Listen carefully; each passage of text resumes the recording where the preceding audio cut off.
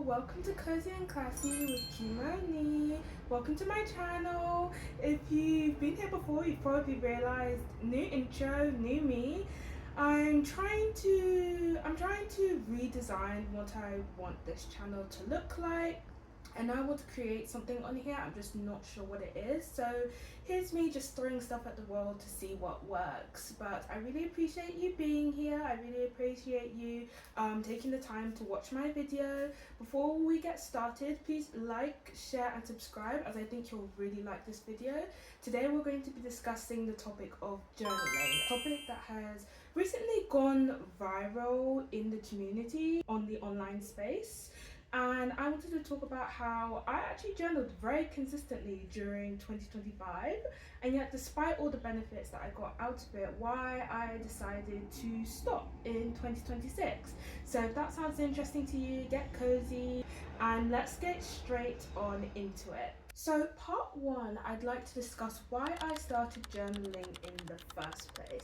Now, if you were online last year, which let's face it, all of us were, you probably would have seen the whole journaling, personal curriculum, book talk, booktube community really start to pop off and thrive online. And I loved consuming that content. I really enjoyed it and I found them super inspirational, but it never really past the point of inspiration. It was always watch the video, I got my dopamine hit, and then I would just never do anything after watching a video about journaling and such. Until I watched this video by this booktuber called Dylan Joseph. I think it was one of the first videos that he posted onto YouTube last year in autumn 2025. And I came out of that not just feeling inspired, but being called to action. His video made journaling feel very approachable in a space where I felt like journaling had become very curated. So I think it would go one of two ways. One, the content would either be super aesthetic and super beautiful, and you'd see all of these stickers and colors and everything, gorgeous content, might I say.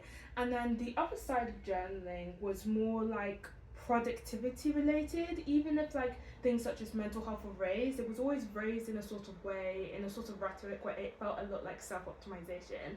So all in all, I felt like journaling seemed very unapproachable until I watched Dylan's video. And I remember on that same day, I grabbed a notebook, I got my Bic pen out, and I started writing for the first time. His video was the thing that really inspired me to get into journaling, and I did that consistently for about 3 months. I think I started at the very end of September 2025, and I journaled all the way until the end of the year, which was a huge feat for me, as I will discuss on our next part. So the next part is about the benefits of journaling. What did I get out of journaling from my personal experience? So I'd like to say the first benefit, which I don't feel like a lot of people talk about. I think it depends on your own individual experience with yourself. But the first benefit that I got out of it was that, I was consistent at it, and that was massive for me, especially since I'm a degree apprentice, which if you don't know, that means I study towards a degree and I work a 9 to 5 at the same time. Things can get so hectic, and I felt like for the last few years of my life, the only thing that I could really show up for consistently was work or school. And then everything else, like my hobbies and such, became a day-to-day decision. And as we will probably understand, and as you guys I think could relate to, if you leave something to become a day-to-day decision, let's just say you're going to choose the easy route out of it, i.e. just go on TikTok, go on YouTube, passively consume content. But journaling was a habit, not necessarily a hobby, but a habit that I stuck to for a good 3 months. And I was super proud of myself for doing that, because like I said before, I hadn't really committed to anything in a while outside of work and school. So knowing that I could show up for myself in that way was super affirming for me personally. And then the second benefit that I got out of journaling was that I was able to recognize thoughts and patterns in my behavior. I feel like on the everyday, it's very easy to get overwhelmed with your emotions and then to try and suppress them down, not think about them anymore, and just push forward towards the next day without thinking too much about what has actually upset you. Journaling won't let you do that. It reveals everything that you're feeling.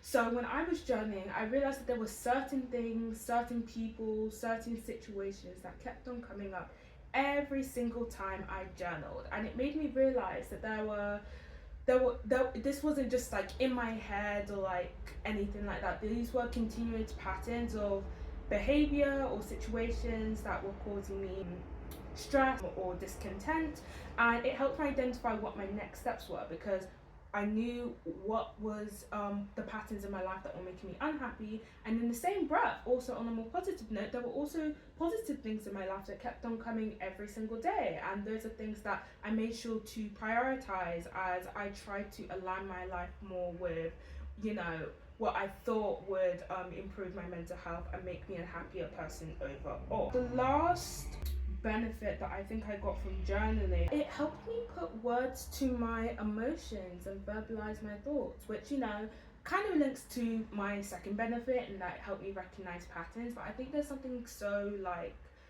powerful about putting words to your emotions. I feel like sometimes your emotions can just feel like this like foreign thing in your head that's taking over, something that you feel like you need to fight. Whereas when it comes to journaling, it's something that instead you work through putting a label on it.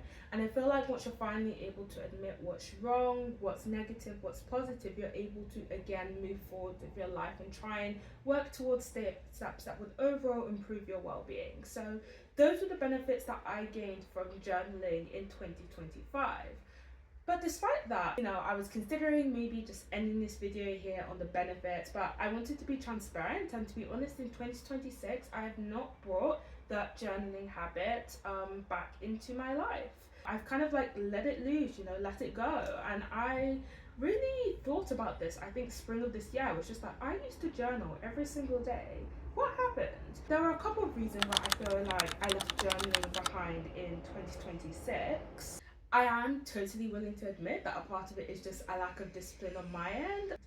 The new year came with a lot of like different changes, new things were happening in my personal life, and it just meant that journaling I considered less of a priority, and so it kind of slipped out. So completely willing to admit that it's also a bit on me. But I think also, and this is the part that I don't think a lot of you will be expecting me to say, but the benefits of journaling that I was talking about previously, I think helped me towards stopping journaling. So I talked about previously how it helped put words to my emotions and helped me recognize patterns and thoughts in my behavior. And I guess overall, the benefit of journaling is that it teaches you how to process and you know, deal with your feelings and emotions. And through doing it consistently and incorporating it as a daily habit, at the end of 2025, I was able to learn that skill of like how to not just ignore and push down your emotions, but actually process them and actually feel them completely. And that has meant that, you know, personally, I'm in a stage in my life now where, you know, it's not really about processing emotions. It's about like, okay, what do I need to do then to help myself? You know, it's not just about recognizing what's wrong. It's about creating an action plan to deal with what's wrong. So I think I've sort of transitioned in that way.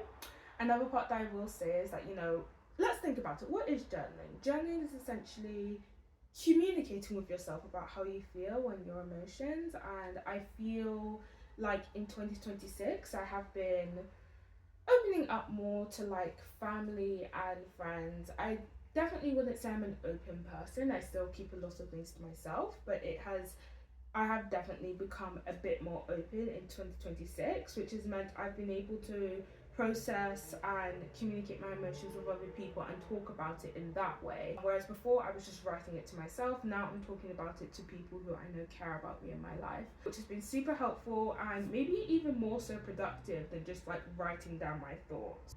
Yeah, so those are the reasons why I gave up journaling, and because like I said, I'm not sure if I'm in a place in my life where I necessarily need journaling anymore. I would definitely like to get back into it though, because I know scientifically, the research says that it's very good for your mental health. So it might take a little bit of discipline on me, but I will say it's not the highest priority. I've taken this video in a very personal direction. I haven't included a lot of research in this because I really just wanted to give a personal anecdote of my experience with journaling, because I think it can be a deeply personal journey that I think all of us have a different relationship with ourselves, and journaling is sort of like the realization of that relationship on paper. So I feel like for everybody's gonna have a different experience with it. And I would recommend to anyone, just give it a shot. Like, even if it's not writing, it is completely fine to also do like audio journaling, where maybe you record yourself and your thoughts. That can definitely be an option for some people.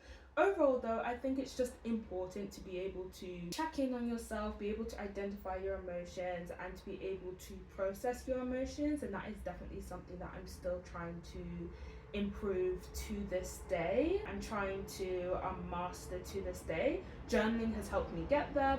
I'm starting to move on with my life, and I'm starting to deepen my connections with others, and also moving towards more action rather than just thinking. So that's the stage of my life that I'm at now. Definitely would recommend journaling. I think it's super useful. And that's the end of the thank you video. Thank you so much to all my cozy and classy viewers who are watching this video today.